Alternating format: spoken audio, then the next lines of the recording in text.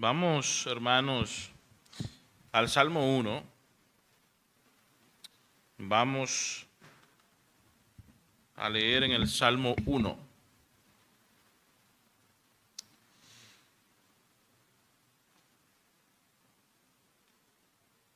Una vida abundante y bienaventurada. Una vida abundante y bienaventurada. Dice el Salmo 1 de la siguiente manera: Bienaventurado el varón que no anduvo en consejo de malos, ni estuvo en camino de pecadores, ni en silla de escarnecedores se ha sentado, sino que en la ley de Jehová está su delicia, y en su ley medita de día y de noche. Será como árbol plantado junto a corrientes de aguas, que da su fruto en su tiempo, y su hoja no cae, y todo lo que hace prosperará. No así los malos, que son como el tamo que arrebata el viento. Por tanto, no se levantarán los malos en el juicio, ni los pecadores en la congregación de los justos, porque Jehová conoce el camino de los justos, mas la senda de los malos perecerá. Vamos a orar nueva vez. Padre bendito y bueno, nosotros estamos agradecidos de ti porque hemos podido abrir tu palabra. Gracias por la primera parte tan hermosa, los signos cantados, la lectura de tu palabra, meditar en ella. También estas canciones que nos hablan, oh Señor, de esa cruz que a través de ella nosotros hemos podido tener eterna salvación. Te pedimos, oh Dios, que tú abras nuestro entendimiento, que abras nuestro corazón, para que nosotros podamos ver las grandes verdades que encontramos en tu palabra, y que de esa misma manera nosotros podamos aplicarla a nuestra vida, y que podamos ver, oh Dios, lo que nos quiere enseñar este salmo tan hermoso. Nosotros lo pedimos esto y te damos las gracias en el nombre de Jesús. Amén. ¿Tú quieres vivir una vida feliz? ¿Tú quieres vivir una vida abundante y bienaventurada? ¿Tú quieres vivir una vida dichosa? Yo estoy seguro que tu respuesta es un sí. Estoy 100% seguro que tu respuesta es afirmativa.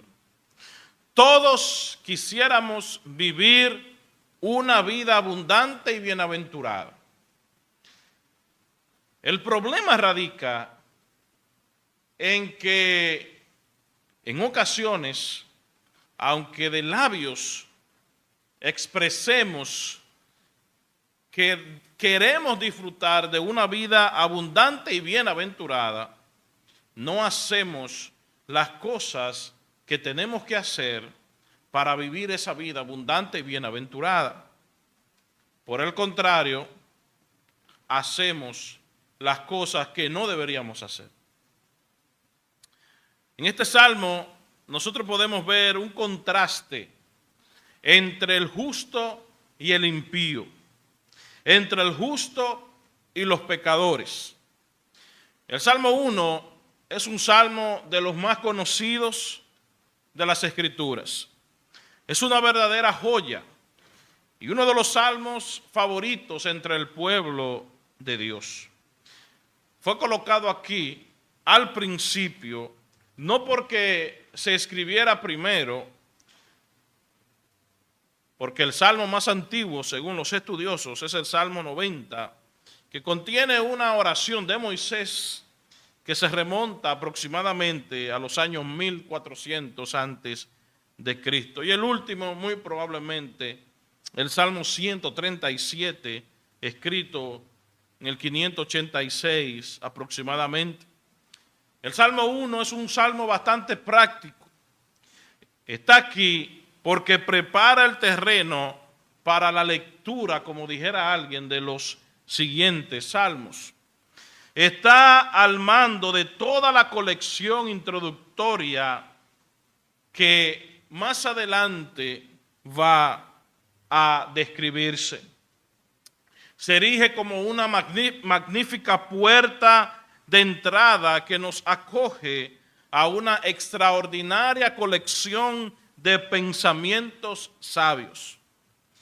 Pero también es un portero fiel que nos confronta con lo que se necesita para encontrar la felicidad y la plenitud en esta vida. El Salmo 1, como alguien dijera, es la puerta estrecha que nos dirige al resto del manual de instrucciones. Retrata 3 claros conjuntos de contraste que deben examinarse detenidamente antes de proceder a la lectura del resto del libro.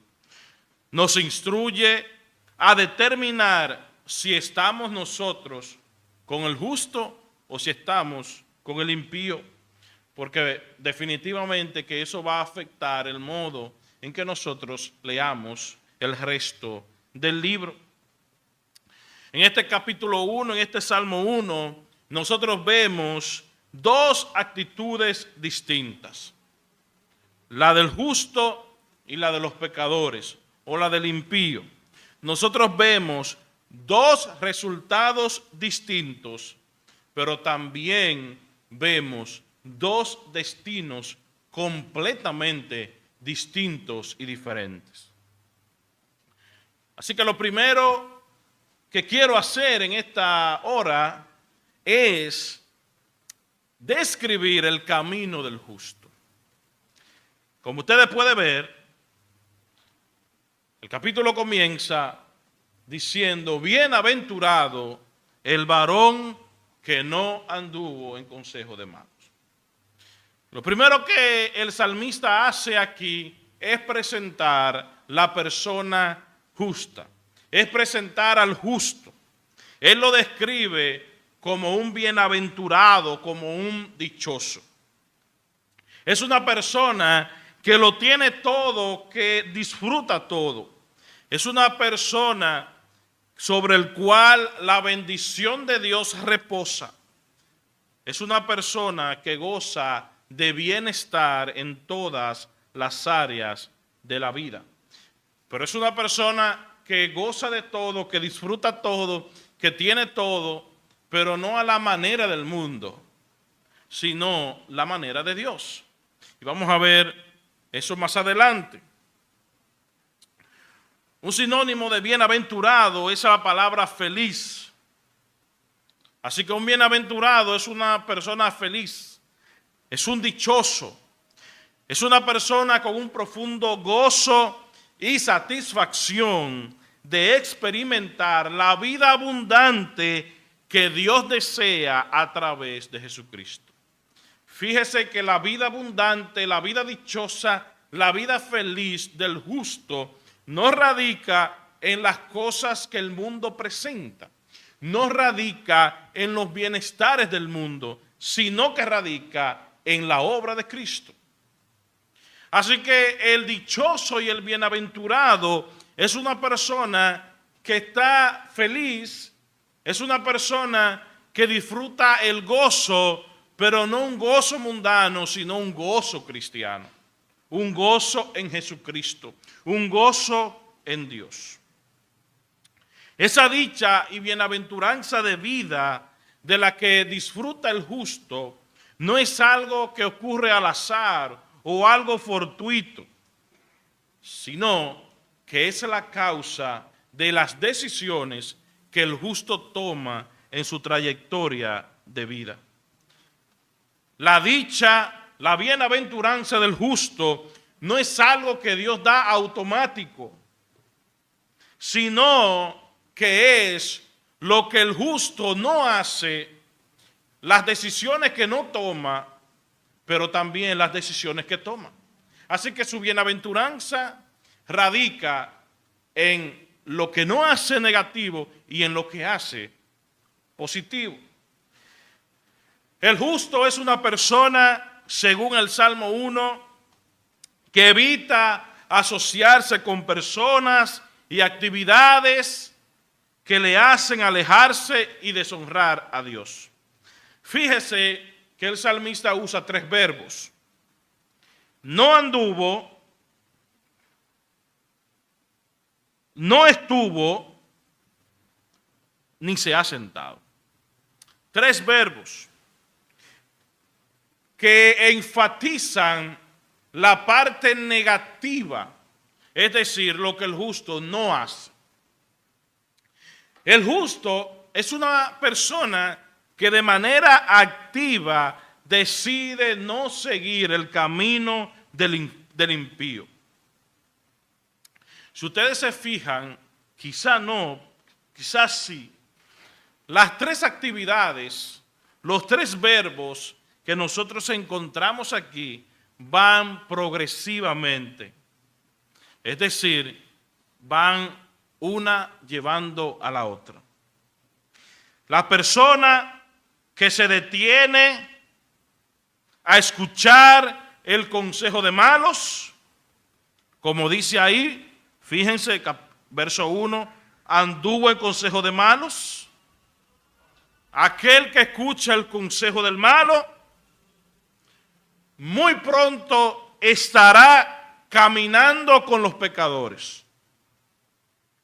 Pero no solamente estará caminando con los pecadores, sino que se estará sentando con los escarnecedores o con los burladores.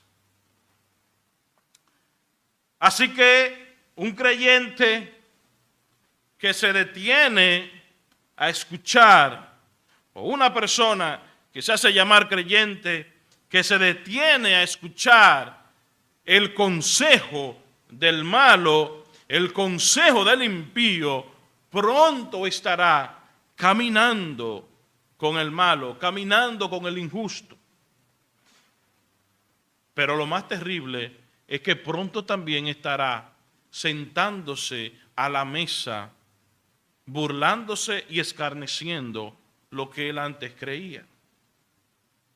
Es muy probable que usted haya escuchado o haya visto creyentes o personas que se llamaron creyentes, que una vez participaron de las cosas del Señor y hoy no solamente no están en la iglesia, sino que se burlan de la iglesia, que se burlan del camino de Dios, que se burlan de aquellos que están en los caminos de Dios.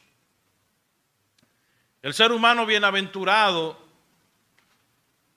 y hago la aclaración que la palabra varón que aparece luego de bienaventurado no se refiere a hombre masculino, sino que se refiere a la humanidad. Así que podríamos bien decir bienaventurado el ser humano que no anduvo en consejo de malos.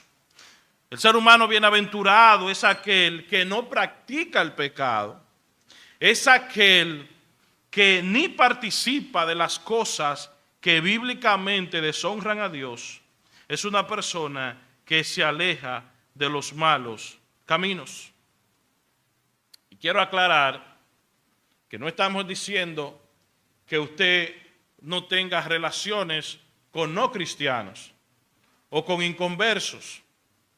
Imagínense, estamos en un mundo donde hay muchos no creyentes. ¿Cómo le predicaríamos el evangelio?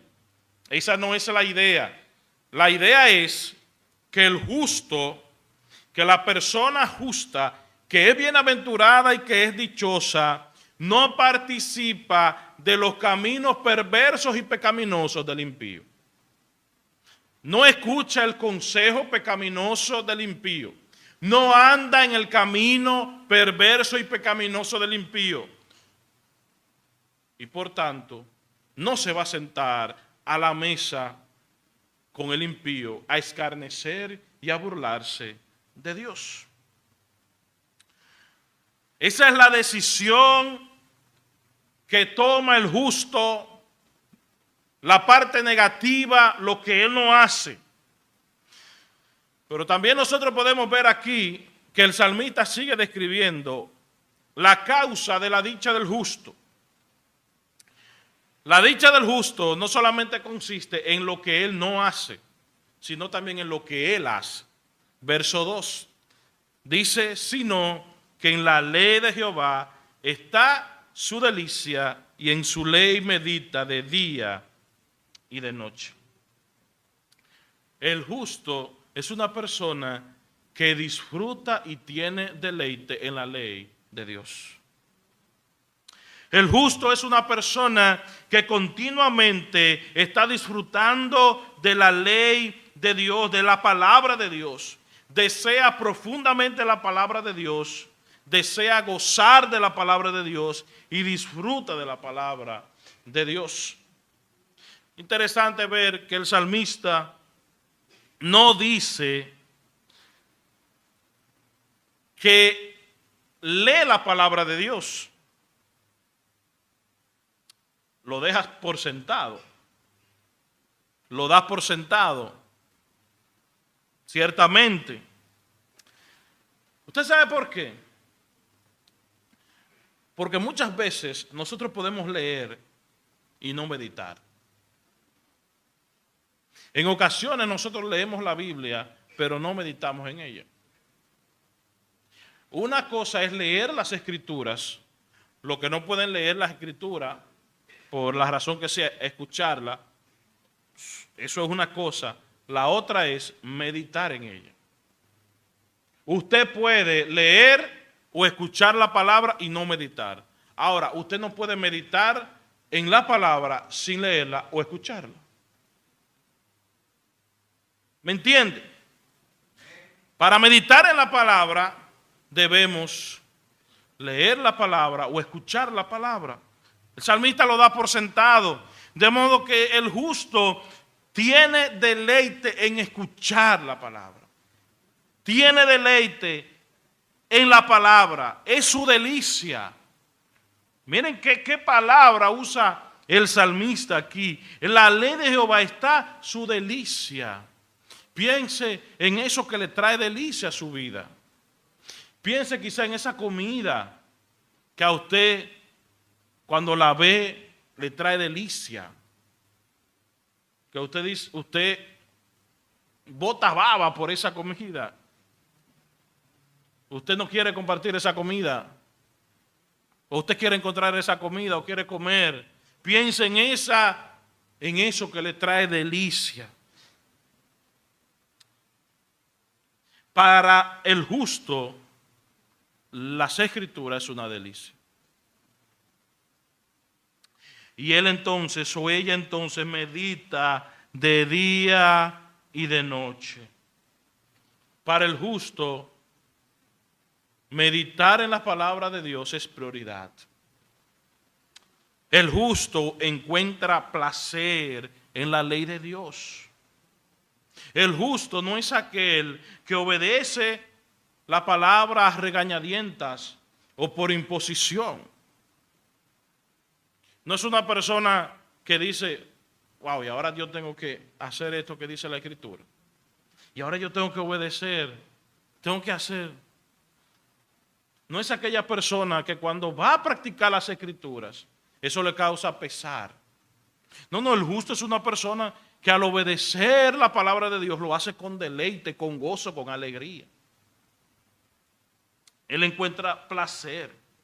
Él se deleita, él disfruta, él medita de día y de noche.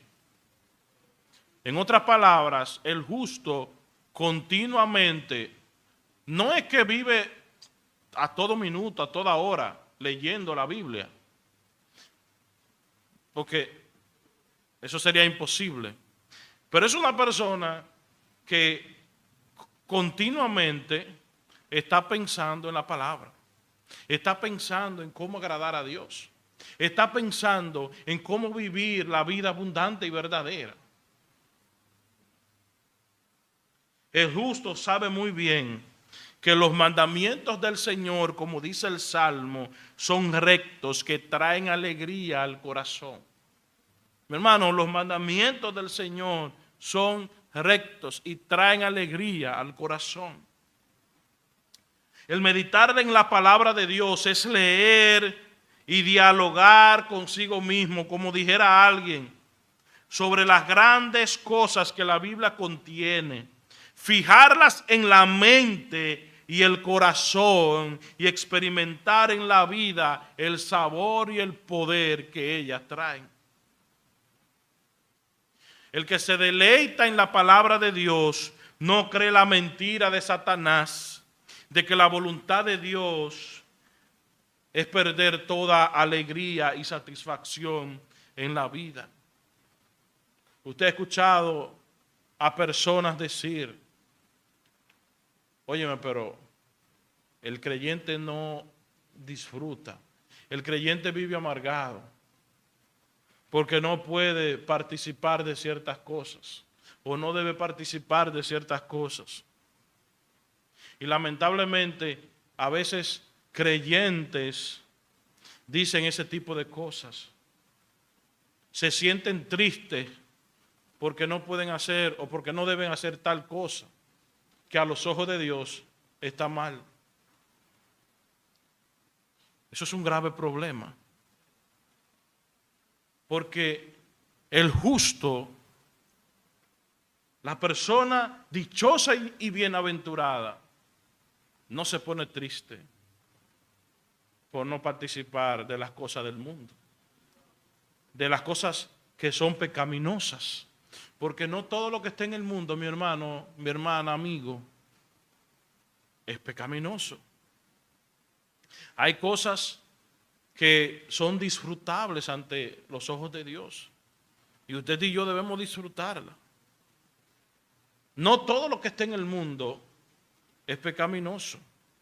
Y cuando Juan hablaba de que no améis al mundo, no se está refiriendo a que, obviamente, aborrezcamos el mundo. Lo que Juan está diciendo es que no debemos amar ese sistema de valor que promueve el mundo contrario a las cosas de Dios. Pero hay cosas en el mundo legítimamente que usted y yo disfrutamos, debemos disfrutar, porque son creación de Dios. Entonces, el justo es aquella persona que se deleita en Dios, en su palabra, medita en su palabra. Entonces, el justo se caracteriza por lo que no hace, pero también se caracteriza por lo que hace. Tiene una actitud negativa hacia el pecado, se aleja del pecado, pero tiene una actitud positiva, es decir, sigue la palabra de Dios, medita en la palabra de Dios. Entonces, ¿cuál es el resultado de las elecciones que toma en la vida el justo? ¿Cuál es el resultado de no asociarse con el pecado, no asociarse con el camino de los malos y seguir entonces el camino de los justos? Dice el verso 3 que será como árbol plantado junto a corrientes de aguas, que da su fruto en su tiempo y su hoja no cae, y todo lo que hace prosperará. El salmista describe, detalla cuál es el resultado de las buenas decisiones del justo. Es una persona plantada junto a corrientes de agua, que da su fruto a su tiempo, su hoja no cae y todo lo que hace prosperará. Como el justo no tiene asociaciones de ningún tipo con los malvados y continuamente se deleita en la ley de Dios, el justo viene a ser como un árbol bien plantado. El salmista usa una metáfora, una ilustración para describir el resultado del justo. Un árbol puede florecer o desvanecerse. Las personas que se criaron en los campos muy bien deben tener esto presente. Todo va a depender de dónde esté ubicado y el acceso que tenga al agua. Este árbol está plantado junto a corrientes de aguas.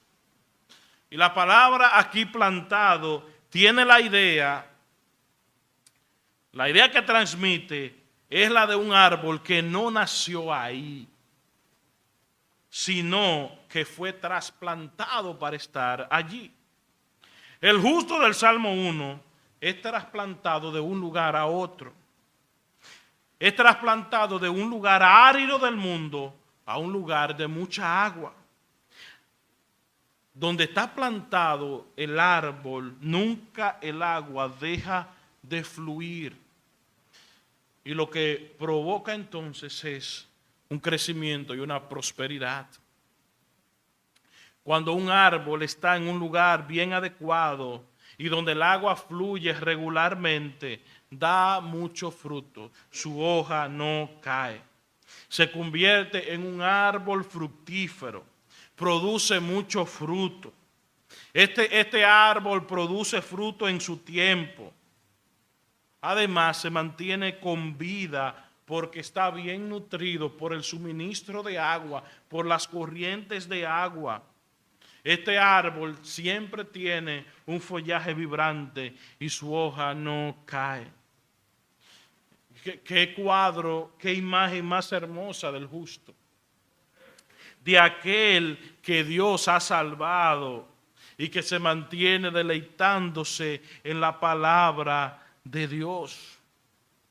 Es una persona que está firmemente plantada junto a corrientes de aguas. Pero no se debe a algo que él haya hecho. No está allí, el árbol fue llevado allí.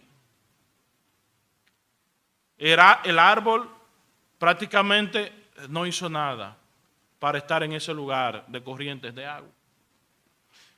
Hermanos, nosotros como creyentes fuimos trasladados del reino de las tinieblas al reino del amado Hijo de Dios. Fuimos sacados del mundo, de ese lugar árido, de ese lugar sin esperanza, de ese lugar donde había escasez, y fuimos trasladados, fuimos trasplantados a un lugar de mucha agua, a un lugar donde el agua fluye, a un lugar de luz, a un lugar de bienestar. Pero eso no se debió a algo que hayamos hecho, eso no se debió a una obra que hayamos hecho, eso se debió a la pura gracia de Dios. Así que nosotros estamos ahora plantados, bien plantados, en el camino del justo, en el camino de Dios, por la obra de Jesucristo en la cruz.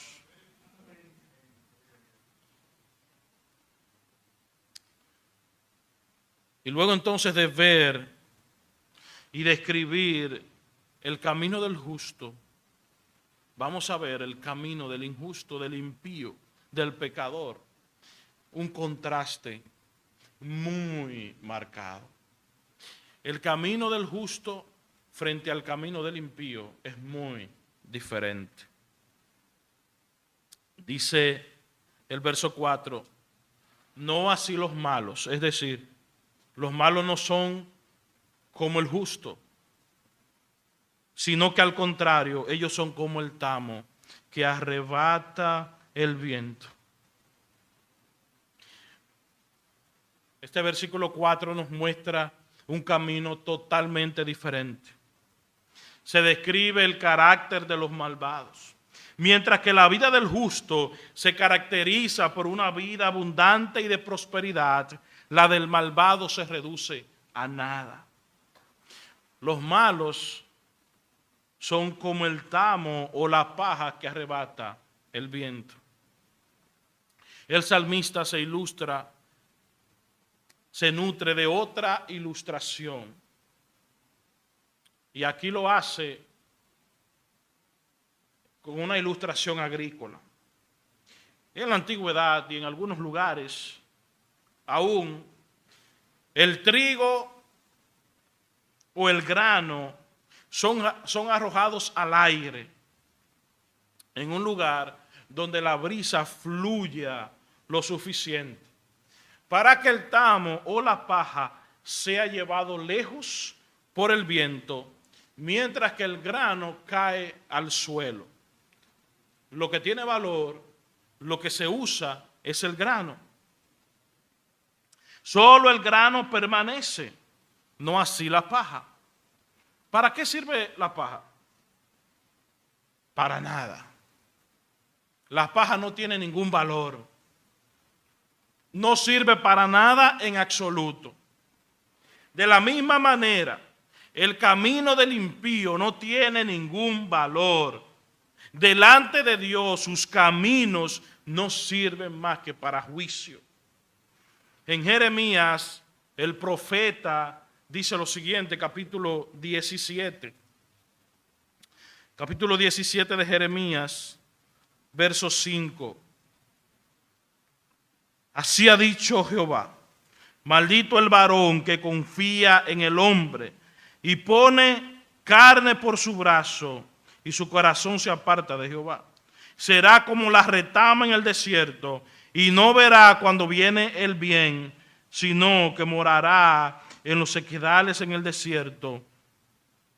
Bendito el varón que confía en Jehová y cuya confianza es Jehová, porque será como el árbol plantado junto a las aguas, que junto a la corriente echará sus raíces y no verá cuando viene el calor, sino que su hoja estará verde, y en el año de sequía no se fatigará ni dejará de dar fruto.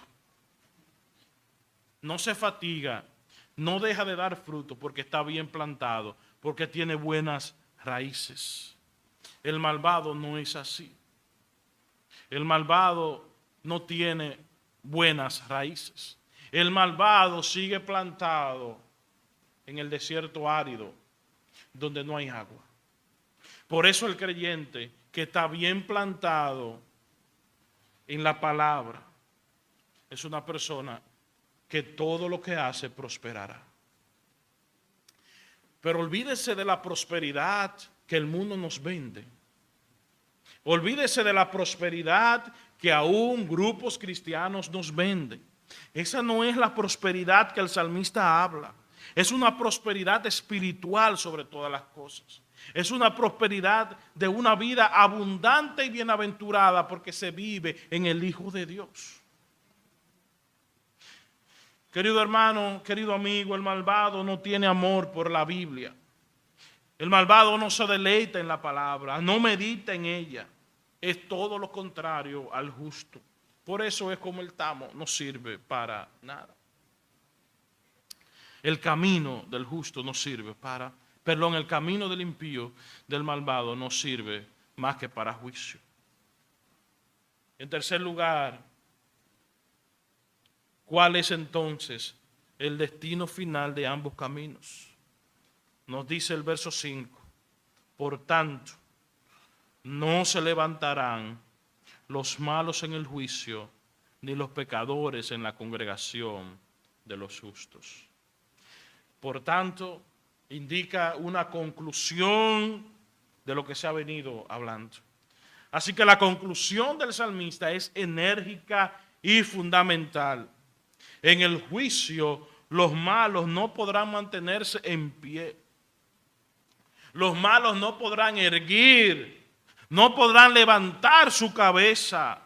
Ellos serán hallados culpables y no tendrán parte en las glorias celestiales. Los malvados son aquellos que nunca creyeron en Jesucristo. Aquellos que decidieron vivir de espaldas a Dios. Aquellos que decidieron vivir una vida fuera de Dios. Una vida sin tomar en cuenta a Dios. Los malvados son aquellos que una vez hicieron profesión de fe, pero que nunca fue una profesión verdadera delante de Dios. Nunca creyeron verdaderamente. Mientras que el justo vivirá al lado de Dios y disfrutará de una plena comunión con los demás como dice el salmista, en la congregación de los justos, los malvados serán alejados de Dios y van a sufrir pena de eterna perdición, separados de Dios por siempre. Y el final de estos dos caminos son tan distintos por lo que dice el versículo 6. Porque Jehová conoce el camino de los justos, mas la senda de los malos perecerá. Dios aprueba, Dios se complace, Dios remunera la conducta de los justos, pero está airado contra la senda de los malvados que le lleva a la ruina y a la perdición. Mis queridos hermanos, Dios conoce tu camino. Dios conoce muy bien tus caminos. Y aquí la palabra conocer debe entenderse como una intimidad, como una relación cercana. Así que Dios tiene una relación cercana con los justos a través de Jesucristo. Él también conoce los caminos de los malvados. Pero contrario al justo, el malvado no disfruta de una relación íntima con Dios. No disfruta de una relación íntima con Dios ahora, y mucho menos va a disfrutar de una relación íntima en la eternidad. Dios conoce el camino de los justos, mas la senda de los malvados perecerá. Concluyendo, mis queridos hermanos y amigos, el justo aquí presentado, y escuche bien esto, el justo aquí presentado no es justo porque él vive de esa manera. No es justo porque hace cosas buenas. Es justo por la obra de Jesucristo en la cruz. Mi querido hermano, el Evangelio no se trata de que tú vivas, de que yo viva para ser justo. El Evangelio es una buena noticia. Es una buena noticia porque alguien lo hizo todo. Sería una mala noticia si hubiera que hacer algo. Por lo tanto, el evangelio verdadero, el evangelio que predicamos, el evangelio de las Escrituras, es un evangelio que no te invita a tú vivir justamente para ganarte el favor de Dios. De hecho, mis hermanos, nosotros no debemos vivir la vida cristiana para buscar el favor de Dios. No debemos vivir la vida cristiana para agregar justicia en el cielo. La vida cristiana no la vivimos para ser justos. La vivimos porque ya hemos sido justificados. Porque hemos sido salvados por Dios a través de Jesucristo. Mi querido hermano, tú y yo no podíamos vivir la vida de Cristo. Tampoco podíamos morir su muerte. Por tanto, Él vivió en nuestro lugar y murió en nuestro lugar. Él vivió nuestra vida y murió nuestra muerte. Y Él murió para que tú y yo no muramos eternamente. Por eso es tan glorioso el Evangelio de Jesucristo. Porque nos invita no a que vivamos haciendo cosas para agradarle. Él no necesita de tu vida justa para Él ser bueno y bondadoso. Él nos salva y nos permite vivir justamente para que llevemos gloria a su nombre. Y por último, mi hermano, ninguno de nosotros puede retratar el Salmo 1. No lo puede hacer ni David, ni Moisés, ni Pablo, ni ninguno en la historia Solamente el Salmo 1 lo retrata. La vida justa, el justo del Salmo 1, solamente lo retrata nuestro Señor Jesucristo. Él es el Salvador justo. Él es el que vivió justamente, aunque murió injustamente por cada uno de nosotros. Sí, mis hermanos, gracias a Dios. Gloria a Dios por su evangelio. Sí, nosotros podemos vivir la vida del justo del Salmo 1. Esa es una buena noticia. Sí podemos vivir la vida justa del Salmo 1. Pero la más grande noticia es que la podemos vivir no en nuestras fuerzas, sino en el poder y en dependencia del Espíritu Santo. Tú y yo, esa es la mala noticia, tú y yo no podemos vivir la vida justa del Salmo 1 por nuestras fuerzas. Pero la buena noticia es que a través del Espíritu de Dios sí podemos hacerlo. Y no tratemos de hacerlo en nuestras fuerzas, no tratemos de hacerlo en nuestro poder, no vamos a quedar cortos. Hagámoslo en dependencia del Espíritu Santo de Dios. Y si hay algún amigo aquí en esta noche, en esta hora queremos decirte que ya te hemos dicho el camino del malvado. ¿Cuál va a ser el destino del camino de los malvados? Los malvados no podrán levantarse en el juicio. Tú, mi amigo, que estás en Cristo, no podrás levantarte en el día del juicio y decir, aquí estoy yo. Tú no vas a poder hacerlo. ¿Por qué? Porque tú no te has apropiado de los beneficios de la muerte de Cristo. Y para apropiarte de los beneficios de la muerte de Cristo, tú debes creer en Él, tú debes aceptarle, tú debes arrepentirte de tus pecados y poner tu confianza en Él. Así que nuestro mensaje también es para ti, mi amigo. Ven a Cristo. Ven a Cristo y sabemos que Él te va a declarar justo. Tú, si hay alguna persona aquí también que ha estado alejada de Dios, que en alguna ocasión pudo decir soy cristiano, pero está alejado, este es un momento propicio para acercarse a Dios, para decir que le perdone, para pedir al Señor misericordia y no seguir el camino de los malvados, sino comenzar a caminar y a transitar en el camino del justo. Es el camino que lleva a la vida eterna. El camino del malvado llevará a la condenación. Mi amigo, ven a Cristo. En el día del juicio, si estás sin Cristo, serás condenado eternamente. Mi hermano, en el día del juicio, tú y yo nos levantaremos y seremos aprobados por la obra de nuestro Señor y Salvador Jesucristo. Que Dios nos bendiga.